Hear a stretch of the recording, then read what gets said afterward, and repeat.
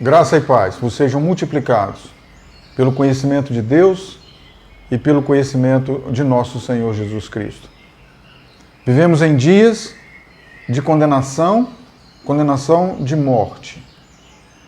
Morte de gente de Deus, morte de gente que poderia frutificar para Deus. Lembra lá no texto, quando nós lemos lá atrás, e o povo de Israel se fortaleceu, se multiplicou e se engrandeceu. O que está acontecendo agora? O povo de Israel tem um decreto de morte sobre ele. Povo de Deus, decreto de morte. E o que pode fazer cumprir esse decreto de morte? A apostasia. Nesse momento em que há esse decreto de morte, vai nascer um homem chamado Moisés. Ele não nasce homem não, ele nasce menino. E a palavra de Deus no capítulo 2 do Êxodo diz assim: E foi-se um varão da casa de Levi e casou-se com uma filha de Levi. E a mulher concebeu e teve um filho, e vendo que ele era formoso, escondeu-o 3 meses. Não podendo, porém, mais escondê-lo, tomou uma arca de juncos e a betumou com betume e pez, e pondo nela o menino, a pôs nos juncos à borda do rio. E a irmã do menino postou-se de longe para saber o que lhe havia de acontecer. E a filha de Faraó desceu a lavar-se, e as suas donzelas passeavam pela borda do rio, e ela viu a arca no meio dos juncos, e enviou a sua criada e a tomou. E abrindo-a, viu o menino, e eis que o menino chorava. E moveu-se de compaixão dele e disse: dos meninos dos hebreus é este. Então disse sua irmã, a filha de Faraó: Irei eu a chamar uma ama das hebreias, que crie este menino para ti. E a filha de Faraó disse-lhe: Vai. E foi-se a moça e chamou a mãe do menino. A história do Moisés. O menino que nasceu debaixo de um decreto de morte, e o decreto era: afoga no Nilo. E o que mais me fala nesse texto é que a mãe coloca o menino no Nilo. A mãe não vai se omitir do mandamento. Afoga no Nilo. Mas ela vai dar a ele uma oportunidade de não se afogar. Ela vai construir para ele uma arca de juncos. Ela vai colocar piche nessa arca. Né? A gente conhece aqui, é um balaiozinho de taquara com um piche para que não afunde e não entre água. A mãe colocou o menino ali dentro, o menino foi achado vivo, ele não se afogou no Nilo. Mas porque a sua mãe teve uma preocupação com ele. A sua mãe teve um cuidado com ele. E isso fala para nós do momento que nós estamos vivendo, de qual atenção nós temos dado às pessoas que poderiam estar se afogando. Entre elas, nós mesmos. A todo momento em que nós abandonarmos a nossa fé, em que nós abandonarmos a segurança que a palavra de Deus nos dá, nós perdemos a arca, nós perdemos a cestinha e nós vamos nos afogar. Chega nesse momento em que a mãe do menino, ela tem uma preocupação e ela não se dá por vencida, não se entrega, não se dá por derrotada. Dá para entender? A mãe do menino, ela tem tanto amor por aquela criança que ela não vai desistir dele. É o nosso cristianismo. Nós precisamos ter tanto amor e tanta verdade na nossa esperança de sermos de Deus e de sermos de Jesus e de estarmos com Ele na eternidade, que nós não podemos nos entregar. Nós não podemos desistir. Nós não podemos desistir. O que seria, então, possível fazer? O que ela fez? Ela fez um cesto. Ela betumou o cesto. Antes de colocar o menino ali dentro, ela toma cuidado que aquela arca não vai afundar. Aquela arca não vai encher d'água. E isso fala para nós de nós não desistirmos. E eu falo toda abertura com vocês na palavra. Crescei na graça e no conhecimento de nosso Senhor Jesus Cristo. Crescei na graça e no conhecimento de nosso Senhor Jesus Cristo. Crescei na graça. O que é crescer na graça? Se você pegar as traduções mais simples, as traduções vão dizer que graça é alguma coisa que eu ganhei, mas eu não merecia. Não era meu aniversário, eu não fiz nada para poder ganhar aquilo, e alguém me deu. Graça é favor imerecido. Crescei na graça. O que seria interessante para nós? De graça recebeste, de graça dai. Então, eu entender o crescimento na graça, eu entender a instrumentalidade. Eu entender que a palavra que me alcançou e que e tem fortalecido a minha vida e tem construído em mim uma pessoa capaz de suportar, ela pode fazer outras pessoas suportarem. Esse momento em que a religião cristã ela escandaliza as pessoas, é preciso não desistir, nem das pessoas e nem de nós mesmos. Betume. Tem que passar betume. Tem que estar sempre preocupado com o que nós temos feito com a graça de Deus. E o conhecimento? O conhecimento é interessante. Conhecer na Bíblia, ela tem um sentido diferente. Em alguns lugares da Bíblia, você vai ver assim, ó. E conheceu o fulano, a sua mulher, e ela engravidou. E conheceu fulano, a sua esposa, e ela engravidou.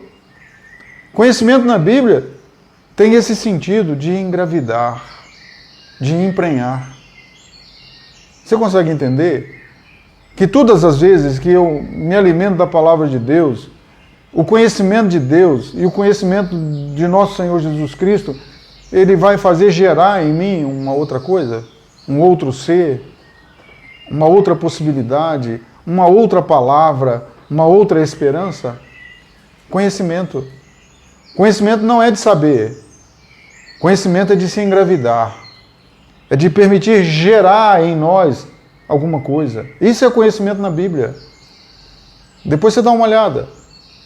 Se não é isso que eu estou te dizendo. Porque é preciso que a cada instante que nós tenhamos contato com Deus, que produza em nós alguma coisa. Olha, em alguns momentos pode parecer que Deus está distante mesmo. Em alguns momentos pode parecer que Deus não está nem aí para nada. Pode parecer que Deus está tão envolvido lá com os refugiados curdos que Ele não tem tempo para perceber a cada um de nós. Deixa eu dizer uma coisa para você. No universo existe trilhões de galáxias. Trilhões de galáxias.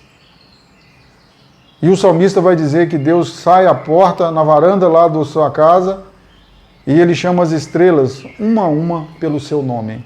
Ele não te conhece. Ele não sabe quem é você.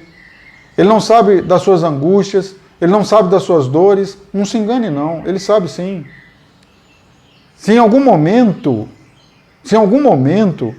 as dores parecem insuportáveis, saiba de uma coisa. Nada daquilo que nós passamos aqui nessa vida, nesse Egito, é para se comparar com a glória que em nós há de ser revelada. Nada. Não tem nada que possa nos fazer desistir nessa vida aqui, desde que nós sejamos cheios do conhecimento de Deus e de nosso Senhor Jesus Cristo. Que nós estejamos todos os dias crescendo na graça, em graça, compreendendo o que Deus fez por nós.